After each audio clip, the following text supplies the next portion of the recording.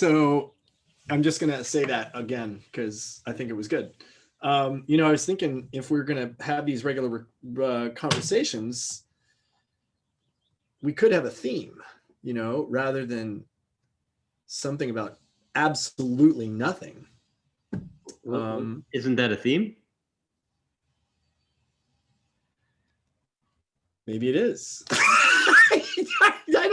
I don't know. Is that a theme? I mean, it is a theme. It is a theme, but it's kind of like in marketing when you say, who's your ideal client? You say, well, pretty much anybody that has a life is my ideal client. Like, that is a theme, but it's not very fucking narrow. Well, what's interesting, Andy, about our conversation is that we never know. We're not theme-based. I don't know what we're going to talk about. I mean, we're theme in the sense that we're talking about life and leadership and taking action and sometimes. Are we not? Sometimes? I guess we're not. I mean, when are we not talking about those things? I mean, other than our when we drop into conversations about mushrooms, but I would say that that is also about life and leadership and, like, I don't know. So my only hesitation to that idea of having a theme is that I don't want to be pigeonholed. Yeah, right. Yeah. So if we say we're going to have a broad and inclusive conversation about leadership, life, challenge, yada, yada, yada. What if it's not about that? Yeah. Yeah, right. I mean, I suppose everything can fit into those things, but now I'm trying to fit it in. Yeah, right. Right. Well, if we just leave it open and then, maybe a theme will evolve. Another theme, a narrower theme, and maybe it won't. I think it's something awesome about nothing. Yeah. I don't disagree. It's been my, it's funny because I've been thinking about as a life coach, how could anyone that I've talked to that does any marketing has said to me, you need to narrow down it would be smart of you to narrow down who you work with. Do you work with men? Do you work with women? Do you work with men who are married? Do you work with men who are married who have kids? Do you work with men who are gay who are married and have kids? You could get very, very, very narrow, and that would be a smart thing to do. And I just never have done that. I don't know if it's smart or not. Maybe that who you work with defines itself over time. I don't think it's smart, Andy. I think who you work with is who you want to work with. So, for instance, let me give you a for instance. So, let's say you narrow it to men who are divorced with kids and are entrepreneurs. How's that? Pretty narrow? Yep, it's pretty narrow. So then you get in a conversation with someone who's never been married, doesn't have kids, and you're like, fuck, this guy is, I love working with this guy. Yeah, right. But now you can't because you're narrowed down to this over here. Well, that's the question is, you probably still could. I mean, no, because here's the thing. Making the rules. You're making the rules, right? Here's the thing, Andy. Now you're out there with this narrow niche, right? Yep. This is what you're marketing to, and it's either working or it's not. Let's say it's working and you've got a group of people, and then someone asks you, who do you work with? Yeah. And then the guy that you work with that isn't fit in there, like now you've got to have like exceptions, and you've got to have, like it doesn't feel authentic anymore. You say you work with these guys. Yeah. I agree with you. I mean, look, I had everyone in the world telling me when I was a fitness coach and a CrossFit coach that I should have a target audience. If you're Mark, do you work with athletes? Do you work with regular people? Do you work with men? Do you work with women? It's hard to do an elevator pitch and be so broad. You may not know the issues as well as someone who does target entrepreneurs who are married, who were married, divorced, who have kids. You know, like that's a very narrow niche, and they deal with very specific issues, and they have very specific problems. And if you become an expert in that area, I think it's more about what have you experienced in life, and what do those experiences offer to others that you talk with? Yeah. And so take that experience, begin to form up who that client might look like. And Right. I'm going to say they look a lot like you. Right. Because you have, it's your experience that you're assembling to help others avoid mistakes or overcome challenge, turn a challenge into an opportunity like you have in the past, and so on, right? Well, if you did that, you would say, okay, I'd be working with men who are married, who have a kid, or at least one kid, who are over 50, and like you could literally just do that. Who have a crew cut, I don't know. Yeah, but think about. But my clientele is very wide based. I don't work with all those. I don't. In fact, do I even have any? Yeah, I have one. I have one person that fits that mold. One person out of 8 or 9. Right. And do you like all of the people you work with? No, I hate everybody else except the one. Like they're all.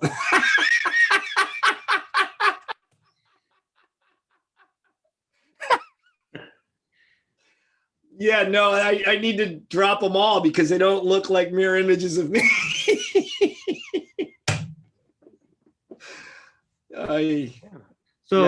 For me, I look at this challenge of trying to figure out who your client is, where to find them, and I go, I don't think it's a problem you can solve. Yeah, right. Because what you're doing is you're looking into the future, and who the fuck knows what that means. Yep. All you can do is look at backwards into the past and know for sure what you've experienced. Right. And how it's how that stuff as you describe it is relatable to others. Yeah. Is who your client is. If you go and say, I experienced this when I was in the Marines, and I experienced this when I was doing ultra marathon mental physical stuff, and I think this could help.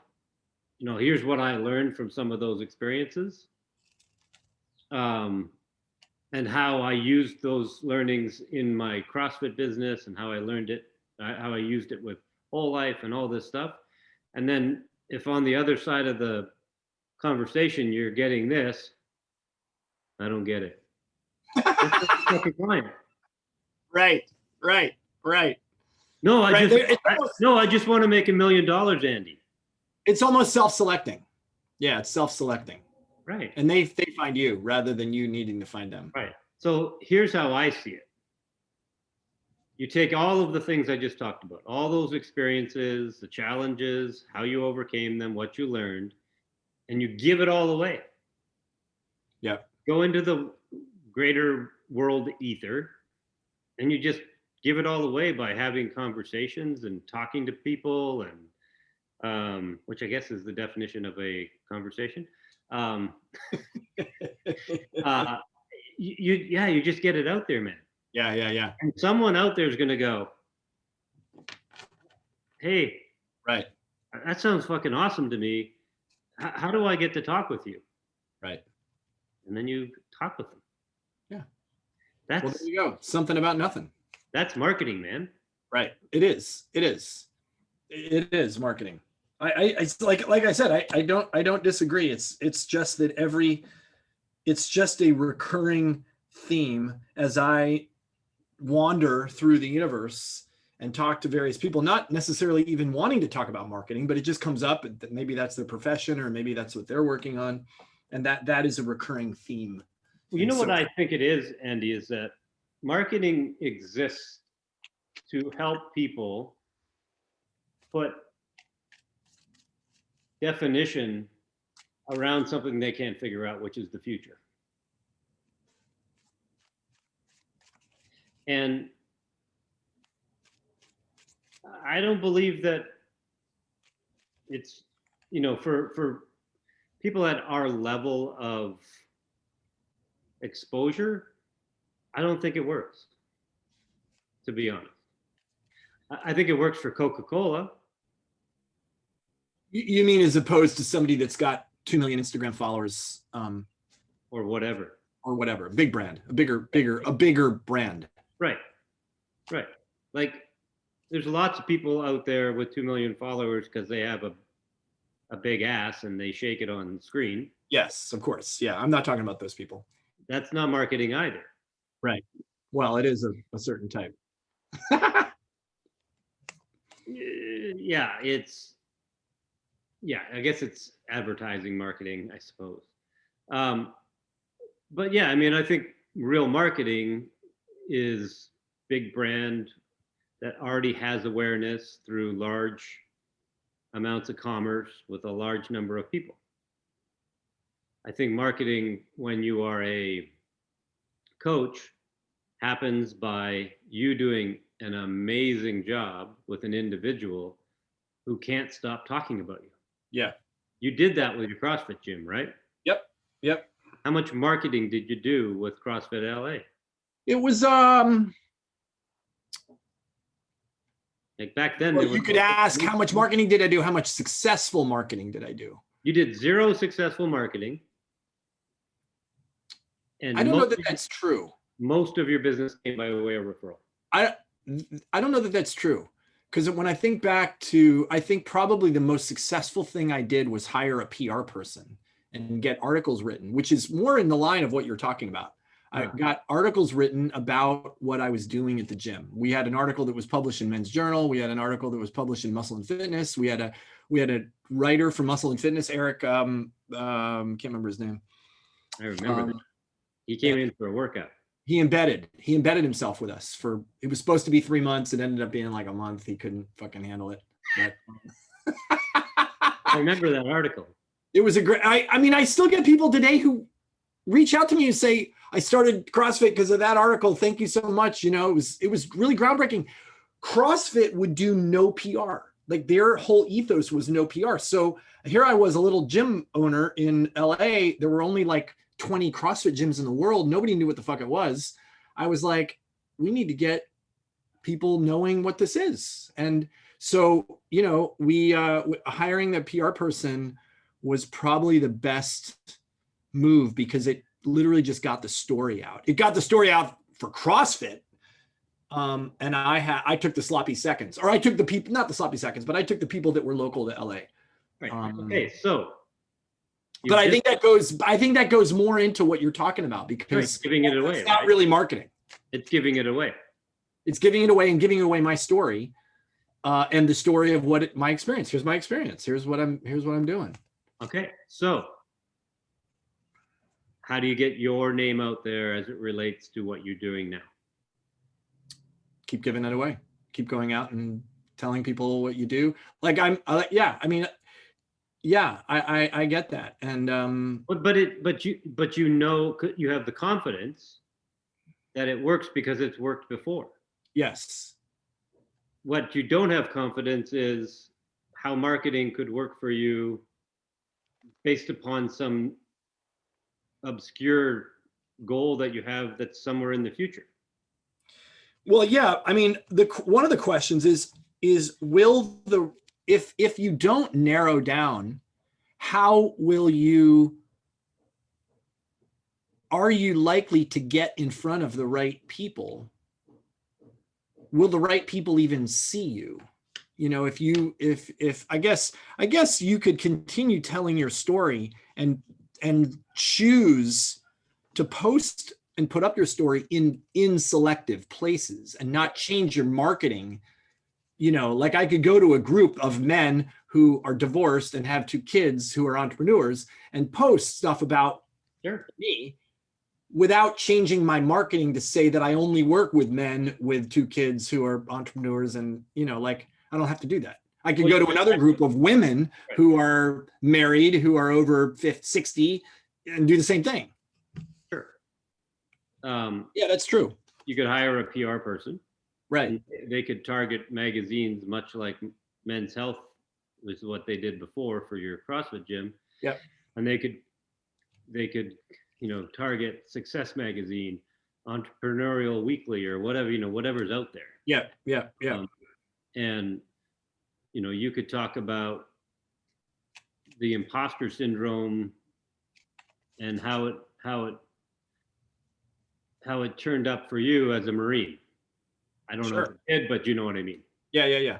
Like, I can't think of a worse fucking situation than having imposter syndrome as a Marine going into battle. Yeah, that'd be bad. I mean, that's one of the things that they beat out of you in boot camp and in officer candidate school, and you can't graduate and have imposter syndrome, really. I mean, it's not, it doesn't exist. You're through and through a Marine when you're done with your training. Yeah. The hard part is getting rid of it when you get out. How do you, I was just talking with a really good friend about the integration. I know Marines who got out around the same time I did, which was 92, 2002. Jesus, 30 years ago. Is that right? 92, 2002, 2012, 2000. Oh my God. I'm old, Ken.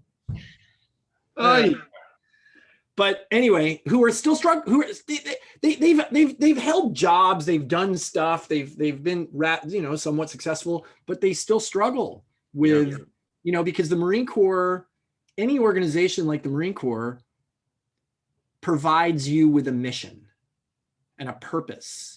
And it eliminates the need. I could get in a lot of trouble saying this, but fuck it, I'm going to say it anyway. It eliminates the need for having to think. Mm-hmm.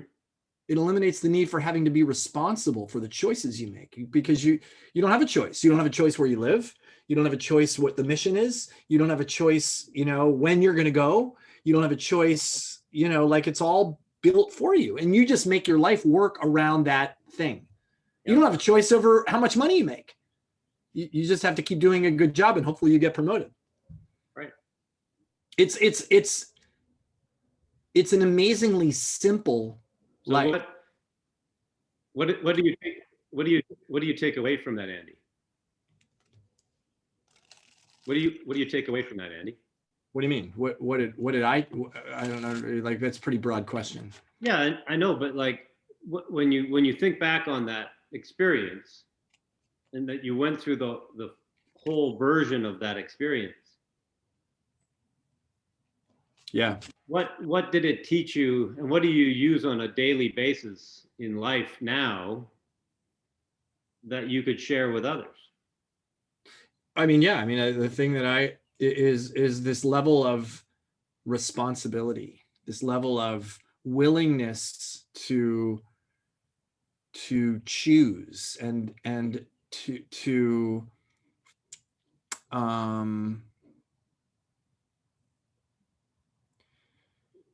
create the life that you really want. And I guess part of the problem is figuring out what that even is. When you've spent 4 years in the Marines, or 4 years in any organization that does a lot of this stuff for you, you don't have to choose. And that becomes a real problem when it can be overwhelming. It can be overwhelming. Like, you just look out at the world and go, what the fuck? And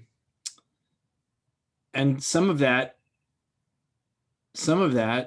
requires getting to know yourself. I just posted a video this morning about this story. It was a story of a priest. This is in early Russia, like before the revolution. This priest is walking along. He comes to a soldier. The soldier stops him and says, "Who are you? Where are you going? And why are you going there? And the priest, instead of answering the question, the priest says, soldier, how much money do you make? And the soldier's like, what the fuck? Like, I make 25 rubles or whatever the thing was. And the priest said back to him, I'll give you 50 rubles if you'll meet me back here every day. I'll give you 50 rubles a day if you meet me back here every day and ask me those 3 questions every day. Who are you? Where are you going? Why are you going there? I mean, those are the questions. That's it. And the willingness to answer, because it immediately bumps up for me, which is, oh fuck, I don't know. And that is the root of the problem, is I don't know, and then ignoring it and moving and going over here where you do know the answer, you know?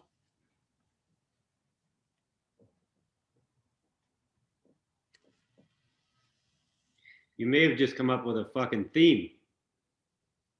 Oh, Jesus, don't do that to me.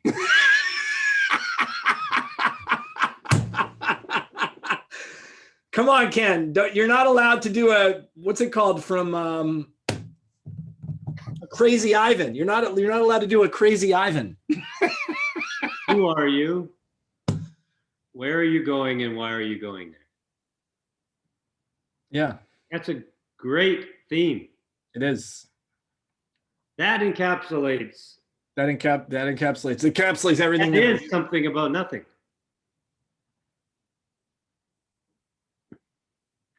Yeah, it's not about nothing. It's about that thing. But neither is something about nothing. It's true. Who are you? Where are you going, and why are you going? I love it, dude. I love that. When I heard that, I was like, holy shit. Like, it was like the clouds parted and the sunbeams came in, and I was like, wow. What are you on, mushrooms? I wish I was. I wish I had been. You might have answered it. I'm going to take that into my next journey and ask myself that question. Yeah, no, I mean, it was just like, holy shit. And for me, I think it was even more powerful in that I didn't know where the story was going when I was reading it. And I was so taken aback with the double meaning, with the double, like, because the soldier has a purpose for asking that question that is so different than what the deeper cut is. But the deeper cut is so powerful. Yeah. I'm just writing it down. Yeah, because you would find beat cops on in the police force anywhere asking that question. Yeah. Yeah. For a very, tactical reason. But if you put it in the greater context of life, yeah, very powerful. Yeah. Well, son of a Andy. Ken, there's a documentary that you should watch. It's called The Marathon Monks of Mount Hiei. Oh, Jesus.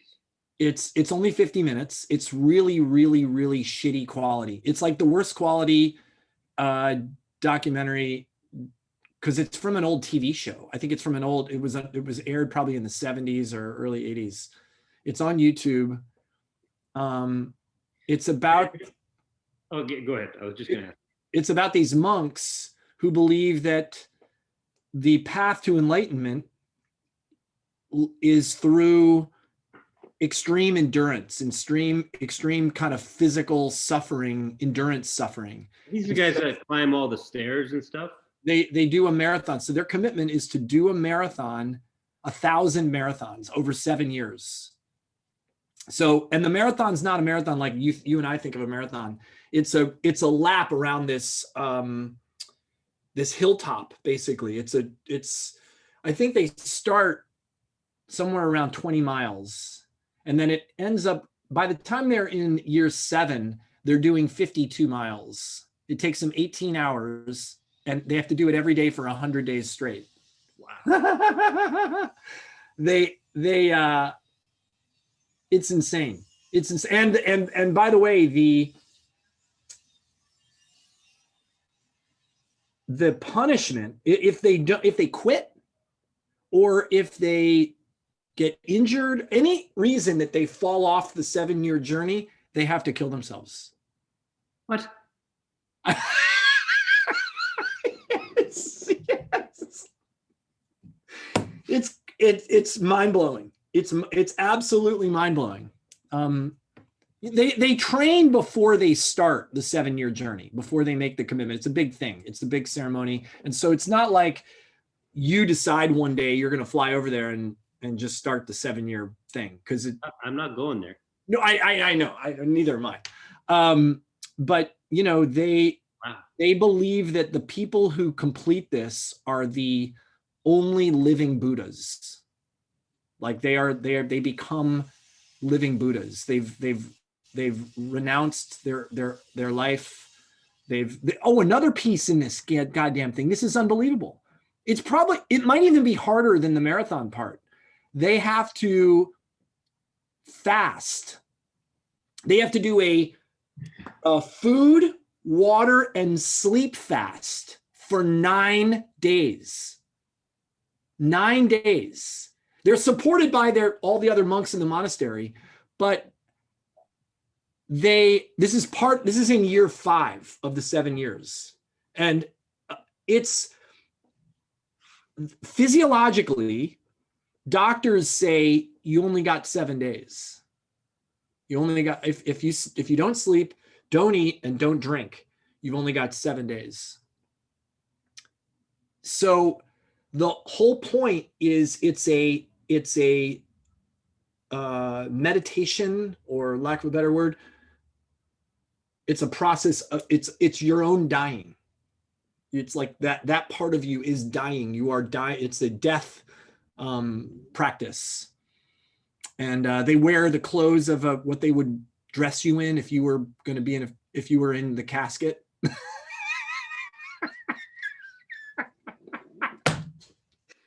It's crazy. Who came up with this? I don't know. Some genius Buddhist monk that decided. I don't know. They've been doing it for 1,000 years. This has been a thing. It's been a practice.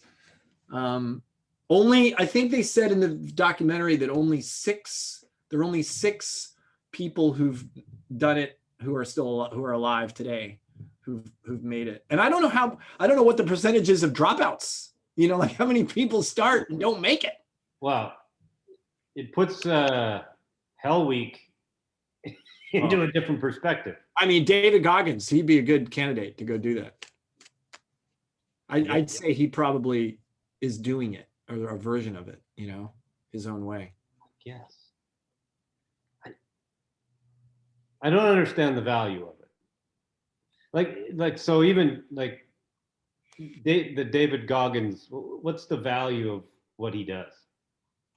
I would bet, I think from what I've read and understand, it's something to do with transcending the body, transcending the physicalness of the humanness and the physicalness of being in the body, and you move into a completely different space of mind, spirit,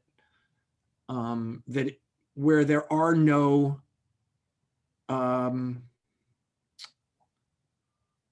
restrictions. There are no boundaries. You can do anything. I mean, these guys had to walk when they do this meditation, this marathon every day. They're wearing sandals. They're wearing robes. They're part of this thing. They're not allowed to stop.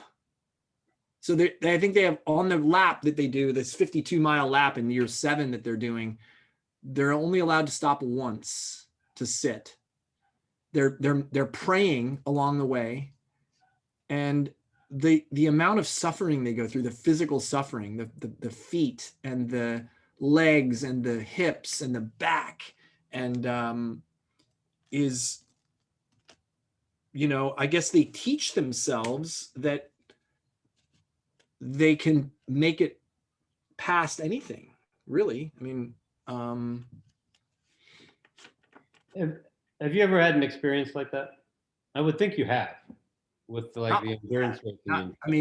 nothing like that extreme wise. I mean, look, you look at the stuff I've done and it's definitely extreme. And I've definitely gone beyond what I thought I could do, But are you able to, I don't know how to explain this.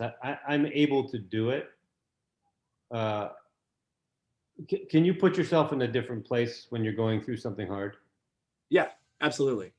I've had the experience. Like, for example, I had the experience in my first eco challenge. I'd never done, the eco challenge was it was a 400 or 500 mile race in Utah, the first one.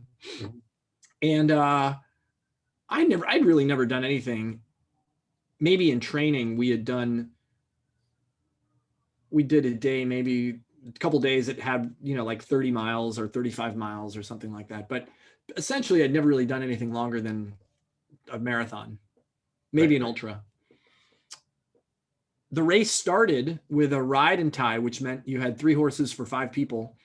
And it was around the marathon distance, around 26.2 miles across the desert of Utah.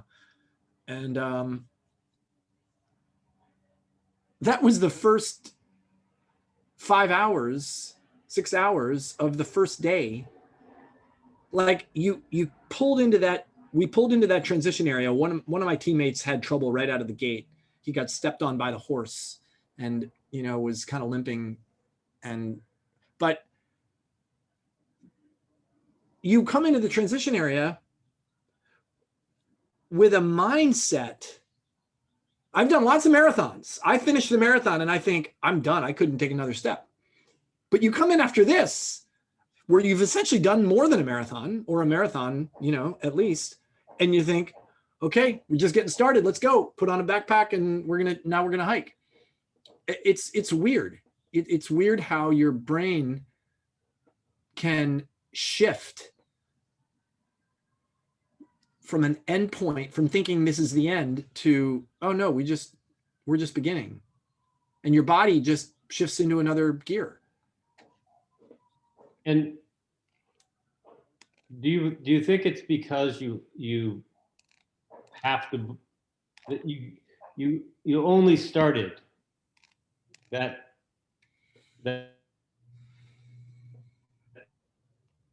hold on, event you broke because up. you believed in the end goal mission? You broke up right where you said you only started. That's all I heard. So you only started the event because you wholeheartedly believed in the end goal mission. Wait, what was the question? Do you think that the reason that you started at all this event was because you believed in the end goal mission? And could you have done it if you didn't?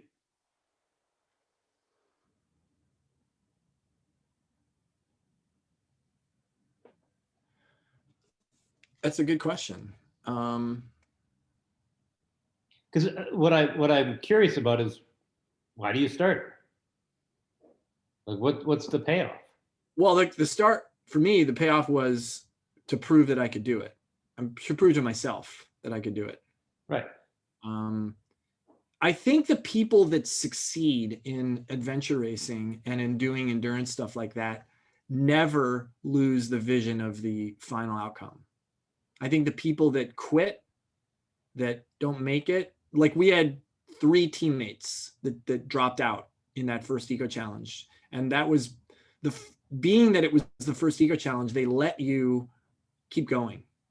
So me and my buddy Charlie, both the 2 Marines from the team, we hooked up with another team who had lost 2 of their members, and we finished the race together in a they won't let you do that. But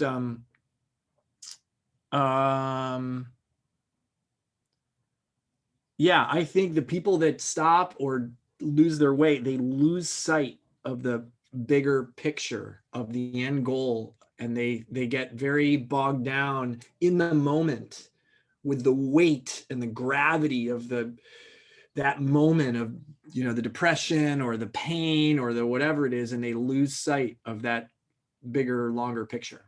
So my question, I guess, then in that context is, did they ever believe in it in the first place? That's a good question. I don't know. I don't think so. Yeah. And Well, they either the question is, I mean, it's a weird question because they believed a version of it or they wouldn't have started.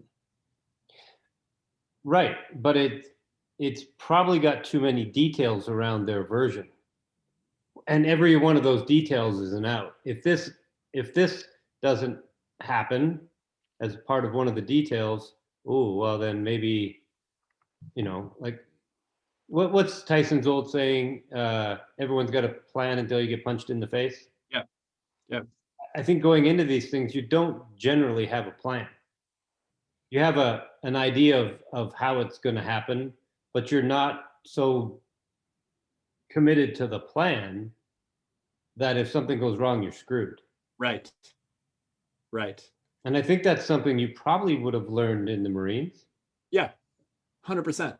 Yeah. I mean, the Marines was great training for adventure racing. Right. Doesn't matter if you get punched in the face, you keep going towards the punch. Yeah. Yeah. There's a mindset. You know, the Marines are very good at reminding you of the history of the Marines and the stubbornness, the unwillingness to give in or to stop. Yeah.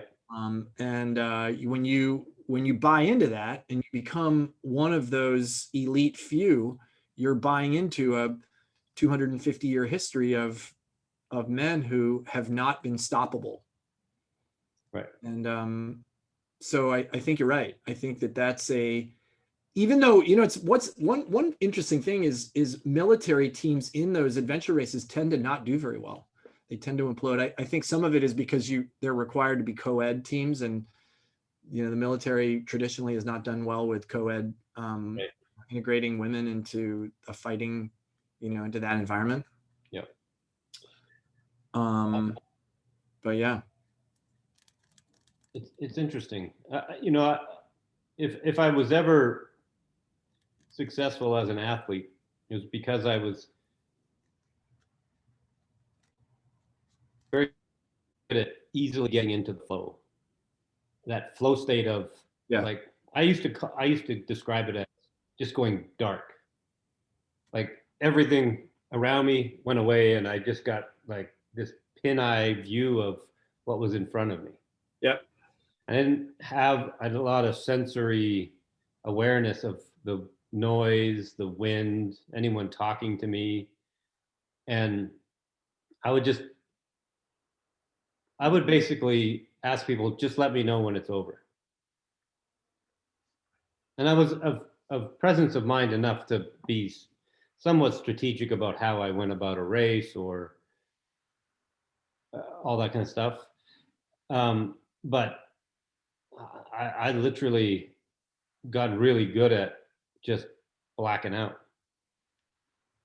In what sorts of environments did this occur?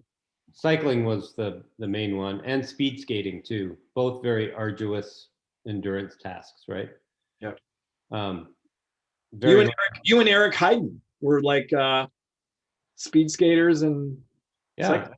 So I was around that time where Eric Hayden was, winning gold medals. I had a guy that I really looked up to who was a little older than me, Louis Rial, who did both in Canada. You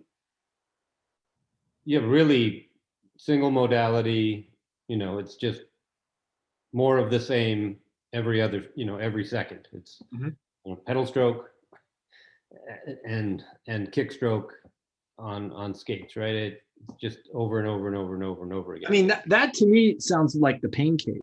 You're yeah. I remember, Pat Barber. Yeah. Uh, he questioned me in not a so nice a way uh, on my ability to do 150 wall balls for time.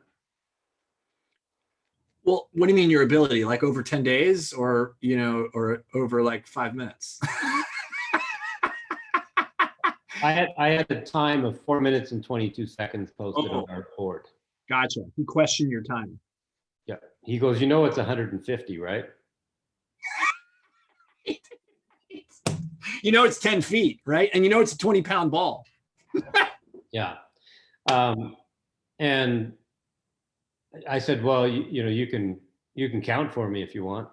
I'll do it again. And I was 419 when he did it. Wow.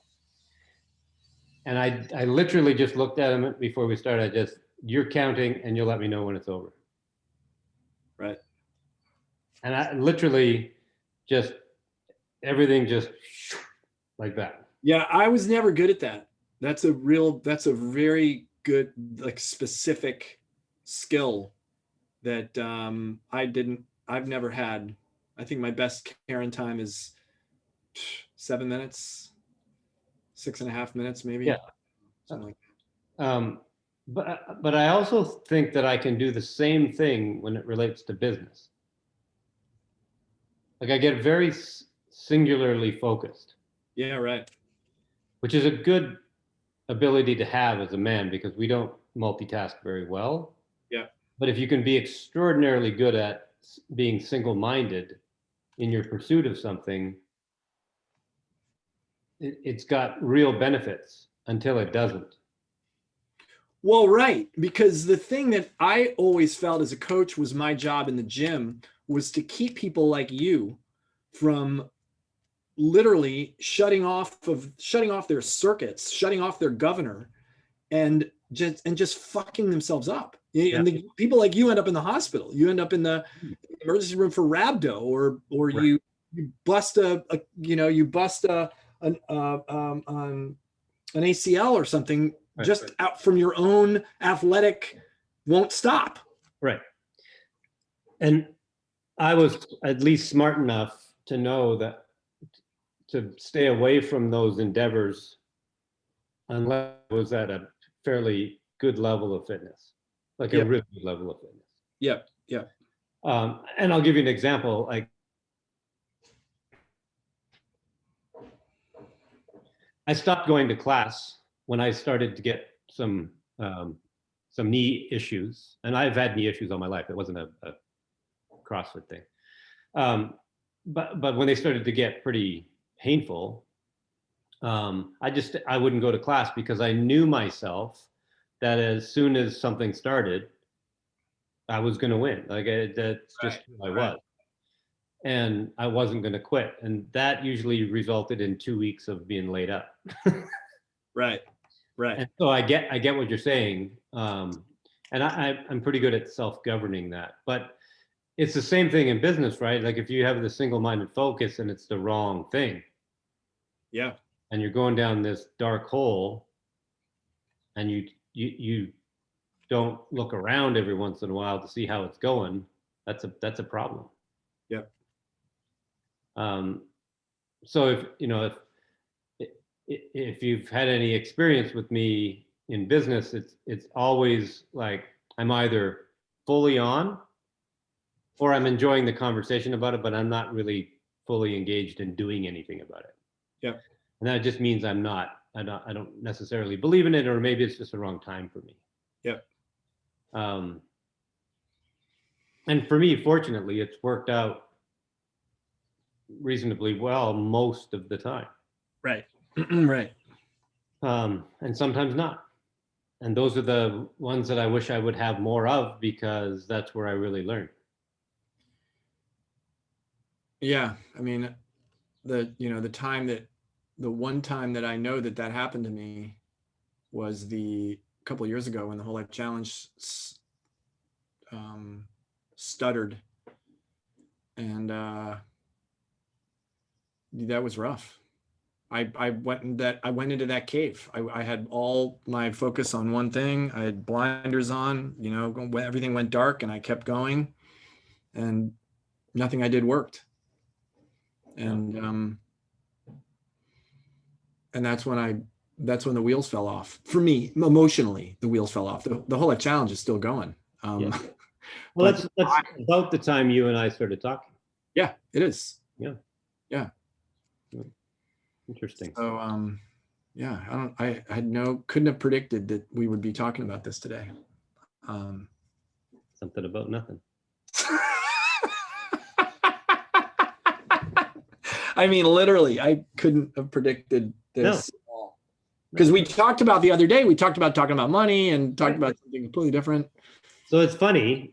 I just before we got on, I went for a walk with the dog, and for whatever reason, this is the damnedest thing. I decided to take a cigar with me. I don't smoke cigars. What? And smoked a cigar as I went. Wait, hold on a second. Was it just sitting by the front door? Like, how did you, what? So I have buddies, a box of Cubans or something?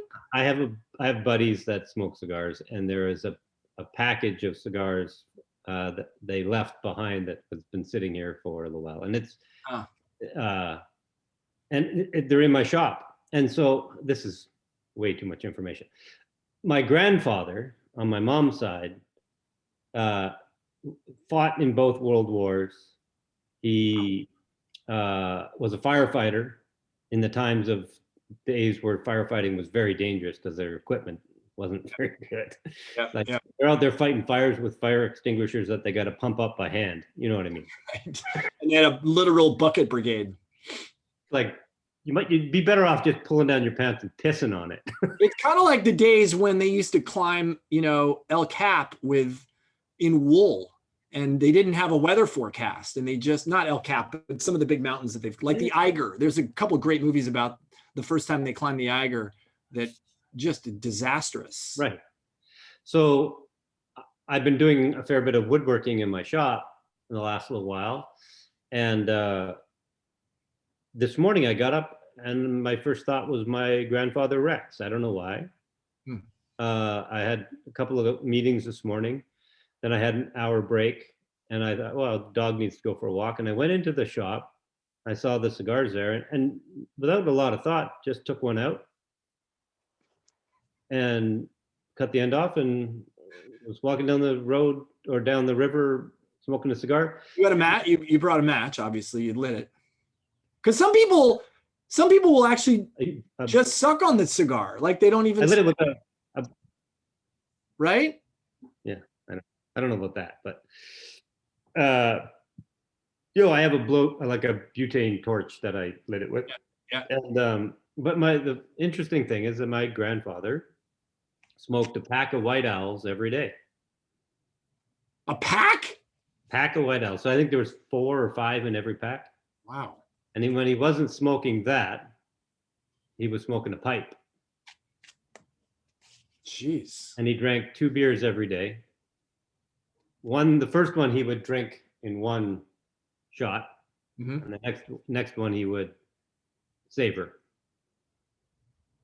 I can't imagine what he smelled like. He lived until he was 99. Gee, good grief. Yep. I mean, that's why I think it's kind of funny when people get obsessed by asking, what are they called? Centenarians or, octogenarians, nonagenarians, whatever it is. What's your secret? Like, what's your secret to like? I mean, if you followed your grandfather, it'd be smoking and drinking beers. Yeah. Like, it doesn't mean it's going to work for you, for us. It doesn't mean it's the right, like it's some formula that's the right formula. They just stumbled upon it themselves for their own, it just kind of worked for them. So the interesting thing is that it brought me right back to him because of the smell. Right. And that's what I used to love about going to their house was the smell of the pipe and cigar. Yeah, right. Right. He did a lot of woodworking.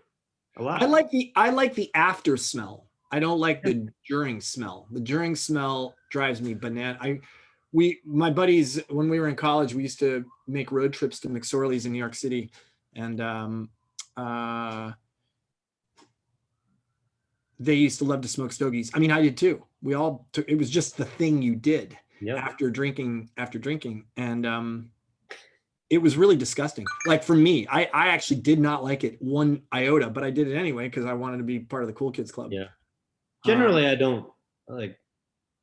I've obviously had cigars before, but I have friends that smoke them all the time, and I don't think I could do that. It turns me a bit green if I do too much. Anyway, the reason why I brought the walk up was because while I was on the walk with my grandfather Rex in my mind, I decided that I didn't want to talk about money today. Huh. And so I didn't. Well, neither did I. Yeah, neither did I. So you led the conversation without me even knowing it. Yeah, I guess so. It's craziness. Well, we should wrap. Yeah. This has been great talk. Yeah, it's fun, right? It'd be fun to know what we're going to do with it. But I guess that would be something about something. Listen, if you're okay with it, let's use Who Are You? Yeah. Where are you going and why are you going there? Yep. I love it. I'm going to use that in my stuff too, because it's just too good not to. Yeah, and if it's okay with you, I'm going to copy that. I'm starting that men's group. I think I told you about. Steal Like an Artist. Love it. Just steal. Yeah. So I'm gonna use that as the initial email out to everyone. I'm a week late in getting it out to them. I promised them I'd get it last week, but it's been a crazy week. So, yeah, cool. All right, man. Well, yeah, I'm gonna hit stop here and then wait, hold on. I'm gonna just stop recording. Hold on.